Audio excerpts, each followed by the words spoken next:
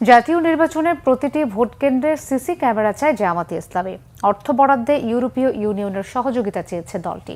রবিবার রাজধানীর মগবাজারে জামায়াতের কেন্দ্রীয় কার্যালয়ে দলের আমির ডাক্তার শফিকুর রহমানের সঙ্গে ইউরোপীয় ইউনিয়নের রাষ্ট্রদূত মাইকেল মিলারের সৌজন্য সাক্ষাৎ শেষে সাংবাদিকদের এই তথ্য জানান দলটির নায়েবে আমির ডাক্তার সৈয়দ আবদুল্লাহ মোহাম্মদ তাহের। তিনি বলেন, প্রধান উপদেষ্টা নির্বাচনে যে টাইমলাইন দিয়েছেন তার উপরে আস্থা রাখবে জামাত।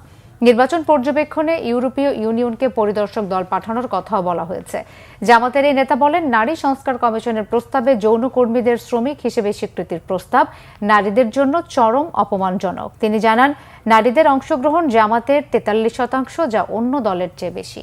বাংলাদেশের আগামী নির্বাচন এবং নির্বাচনে অবজারভার পাঠানোর ব্যাপারে আমরা কথা বলেছি।